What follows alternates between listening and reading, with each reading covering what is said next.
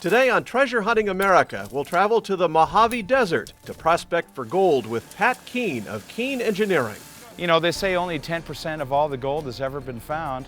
Sometimes when you find something, there's no bigger thrill or better high than catching something that wouldn't have been yours, but you found it and it's a treasure and it is yours. And we'll visit with Steve Johnson, who's only been hunting with a detector for 2 years, yet has found more gold than many old-timers. It's sort of like a drug. I mean, once you find one, your next phase is I need a bigger one. And then after that, you're not satisfied, so you need to find a bigger one. All coming up on Treasure Hunting America.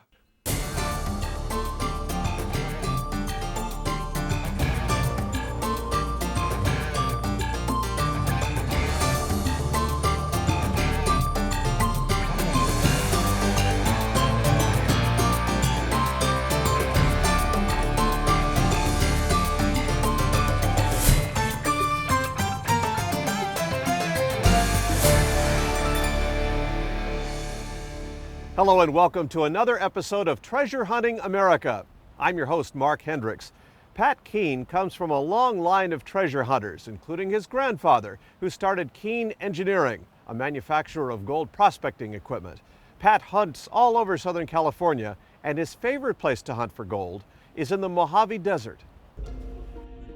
I got started in prospecting because my family was manufacturing equipment. And my family's been doing this type of thing for 3 or 4 generations.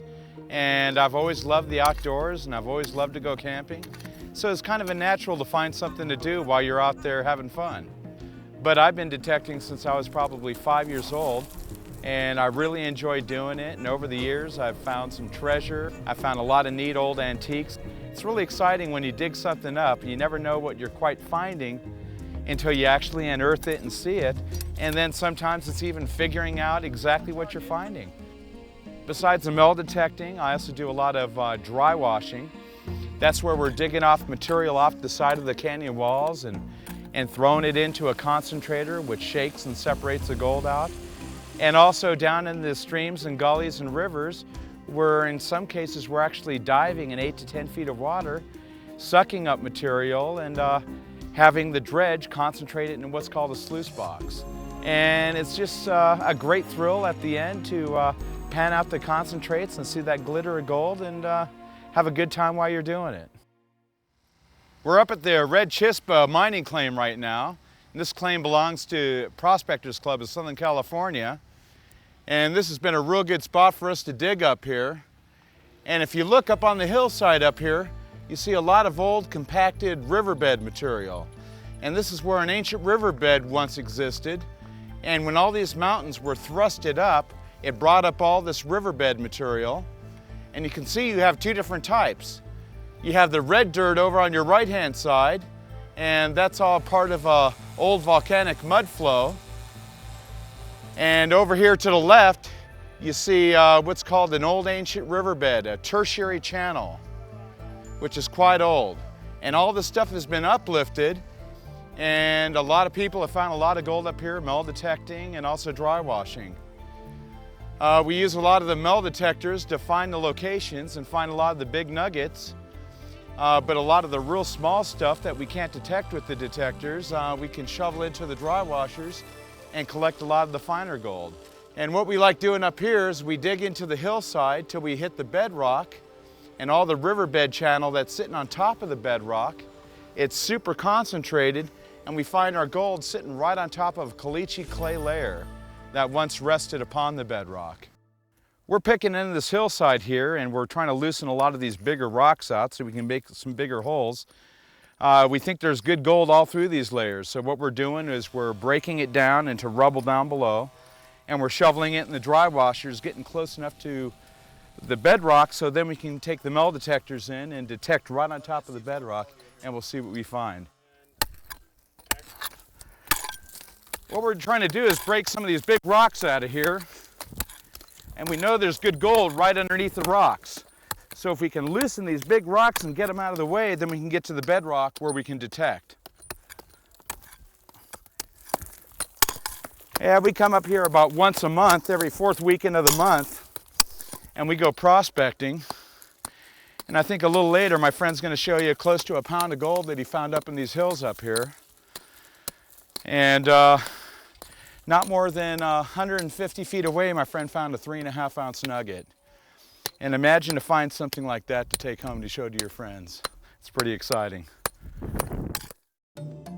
When we return, Pat Keene will show us how to find gold with a dry washer. We'll be right back.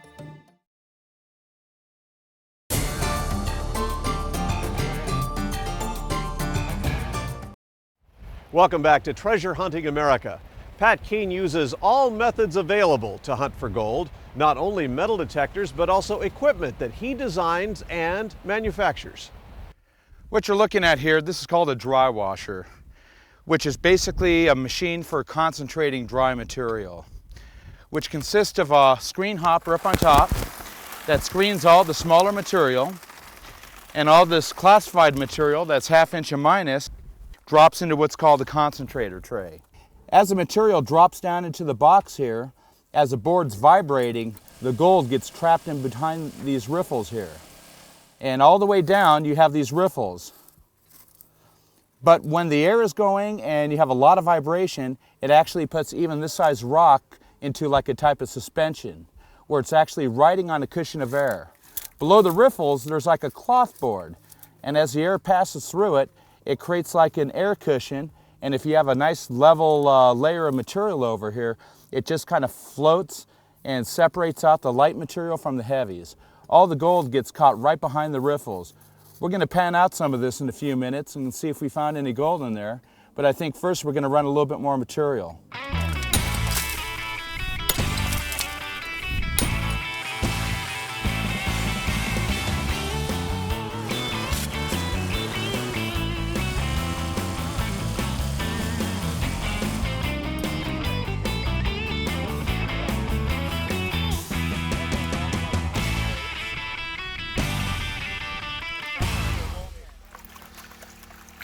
What we're doing is we're panning some of the concentrates from the dry washer.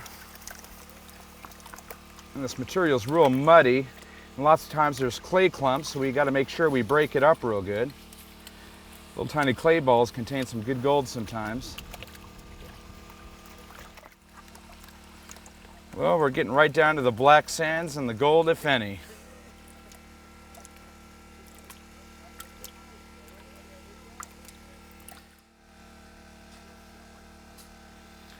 I'm seeing little tiny traces of gold.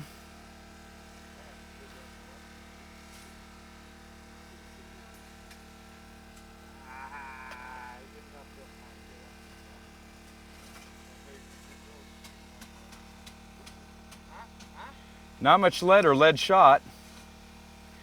Yeah, all I'm seeing is little tiny pieces of gold. I see maybe 5 to 10 little specks on this one. I think we might have to work a little harder. This particular area has been probably mined for a good 150 years. And throughout the times, some people have found a lot of gold, some big strikes have been made. You know, when people hear about a big nugget being found, just like people came to the gold rush in California, a lot of people flock to that area. But it's also people all getting together and having a good time and enjoying a good, healthy, clean activity that they can go out and look for something and, hey, maybe strike it rich. Not bad. I think the biggest frustration of mining is not always finding something, even though you really enjoy doing it. You know, you're constantly striving to find something big and you don't always find it, but you know what, that's part of mining. It's really feast or famine. But as long as you enjoy going out and camping in the outdoors, it makes everything worthwhile. It's not so much how much it's worth, but how much worth it is to have the thrill and excitement of actually finding something and holding it in your hands and saying, hey, this is mine and I found it. I think it's real important that people enjoy activities and things like that, because it gives you a chance to get out and do some unusual things and meet a lot of neat people, and something you got to show off to some of your friends. that's pretty exciting. You know, when other people see what you're doing and they see that you enjoy it, and I think that kind of reflects on them getting involved in it and what can they do, and they're going to have a lot of fun doing it. So it's a great activity for adults, for kids, for anyone. You know, rather than being stuck in the city all the time, dealing with not such great elements out here, you got nature, you got good friends, and a lot of fun finding the gold and stuff. Anyone can get started in going out and prospecting. You gotta read books, you gotta look at maps and find out where gold was. And maybe just pick up a gold pan to get started, go out there and see all the thousands of other people that are finding gold and talk to the guys that are out there metal detecting. Most of these people are pretty easygoing and they're always willing to share their information. You know, everyone loves to show off a little bit of gold or some of their little treasures that they find, or whether it's coins or gold. It's all about treasure hunting in a sense. You know, it's all about having the urge to go out and find something and the challenge behind it. This year especially is going to be a great year for gold prospecting because the rains have washed down a lot of material, and believe it or not, even in the middle of the desert here, there's a lot of big flowing rivers through here. The rain's dried up, but it sure has carried a lot of the material into the gullies. Even all over California, people are finding more gold than they've ever found in the past, due that all the rivers are up at flood stages and washing a lot of material down from the gullies and a lot of the bench plasters down into the streams. When we return, Pat will take us hunting and show off some of his best nuggets.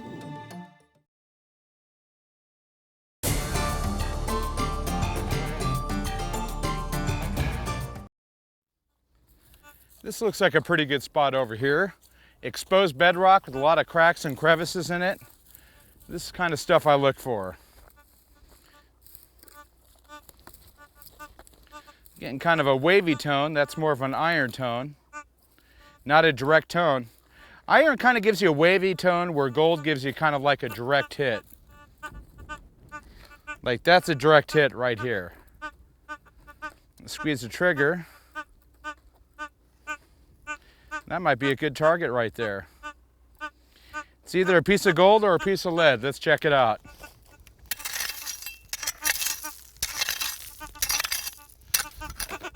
Picking up my scoop a bit.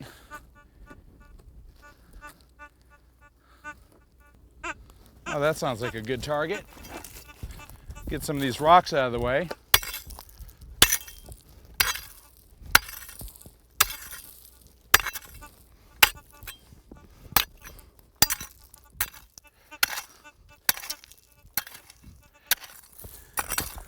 This little tool I'm using is a tool I made myself. I wanted something lightweight that I could swing one-armed and also have the ability to get in there and dig out the area. This looks really good because I'm down into the broken bedrock. I like to move all the rocks out of the way, give my coil a nice smooth path to go over. So I'll kick out some of the rocks out of it and check it a little bit more here. See if I still hear it. And my iron reading is reading real high, like 70. So I think that's more or less junk. You just got to keep on moving around. There's a lot of trash that you got to dig up when you're looking for gold, but that's part of the thrill and excitement of finding it. These are some of the gold nuggets that I found. All this stuff here, believe it or not, was found probably within a couple of weeks. And I'll tell you, I got real lucky. This is probably one of my favorite gold nuggets that I found. The reason being is it kind of looks like a fist that's holding on to a bunch of blue quartz crystals. I found this piece at only a foot deep. And when I went over with the metal detector, I had a pretty good idea where it was because I was in an area that no one had probably been to in probably 150 years. And these are some of my other pieces. And I also like the real smooth ones, or ones that look kind of like butter. And this is another real nice piece. Real big, but real flat. And I got pieces from the desert, and I've even got a couple of platinum nuggets in here.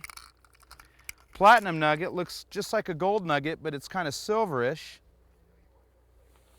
But it's just about as heavy as gold. And it's pretty exciting because platinum's even more rare than gold to find it in nature. If someone's interested in getting started in gold mining, the best thing to do is do research first. Read some books, look at the areas where gold was found in the past, and you go to the same areas and find gold where there's still plenty of gold today. You know, they say only 10% of all the gold has ever been found, but there's probably a great deal more than that. It just takes the desire to go out and look and the challenge behind it and see what you can do yourself. With prospecting being such a part of Pat's life, his greatest pleasure is passing on his knowledge and skill to others just getting started in the hobby. A bunch of us prospectors kind of got together and we wanted to help teach new people and get the word out that, hey, there's still gold out there, that it's not all found. We started a prospecting club. There's a lot of us guys that are pretty experienced in the group, and we're always willing to take the time out and help people and show them how they can find gold. And it's always a great feeling, and it's great to see them, how excited they get when they have a little bit of a vial of gold. It's a great chance to meet new friends and get their families involved and get kids and older people involved. It just gives a chance for people who have never done it to kind of get away from the city, come up into the hills and see what nature's about and see the different types of equipment that are used for prospecting and take their chance of finding some gold, but having a real good time while they're doing it. When we return, Steve will share his impressive gold nugget collection and share about the special relationship he shares with his metal detector.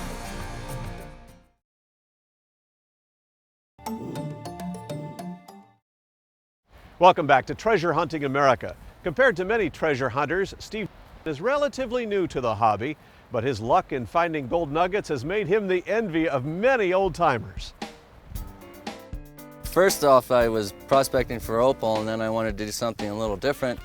And I saw a prospecting magazine on gold, and I wanted to go out and find large nuggets. And I went to Keen Engineering and bought a good detector. And it sat for probably a year, and then I went up north and went to this camp and found a couple of nice nuggets. It's just a lot of fun to get out and walk a lot. It's good exercise. It's cut my cholesterol down. It's a thrill to hunt, really. It's just not knowing what you're going to find. And once you get a really good signal, your heart starts pounding, and there's nothing really like it. And you meet a lot of different people, good people. Prospecting people are, the best people around. The hobby of gold prospecting can yield some terrific financial results, but as Steve found out, it also can work wonders for a person's health. Benefit mostly has been getting my cholesterol cut down, if you can believe that or not. I was on Zocor, and then I got off of that because it was too expensive. And then I got into this prospecting, and then 2 years later I went to have a physical, and he calls me up on the phone, and he can't understand why my cholesterol count is so low, and it's not because my diet didn't change. I finally figured it out like 2 hours later because of all the walking that I've done. Sometimes you walk 2 or 3 miles a day, maybe even more. You don't know because you're just so tuned in to the hunt. So that's a benefit, absolutely. This nugget I found on New Year's Eve 2 years ago. I had to get out, so I told my wife I needed to get out for a couple hours. And I drove up to Chispa. So I got out of my truck, I walked over with my detector, and the first signal I got was one of those signals that you just love to hear, nice and soft, real sweet.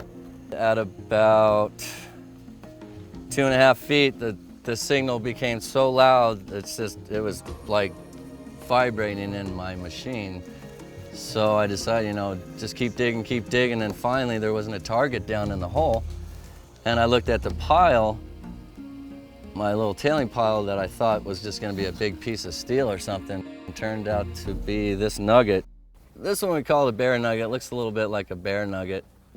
This was a special find also. Because the place has been detected a lot. I think a lot of people get frustrated with their machines because they don't understand what they're doing at the beginning. So going out and meeting people that will teach you what you need to hear and where your machine needs to be tuned and balanced out. I've done it a lot. I've helped a lot of people do that with their machines because it took me probably a year before I really felt comfortable with my machine. You do become part of the machine. That's a fact. It's true. I mean, especially when you pull up a good-sized nugget, you just want to hug your machine and go, that's cool. With a few years now under his belt, Steve has learned several great lessons about being a successful prospector.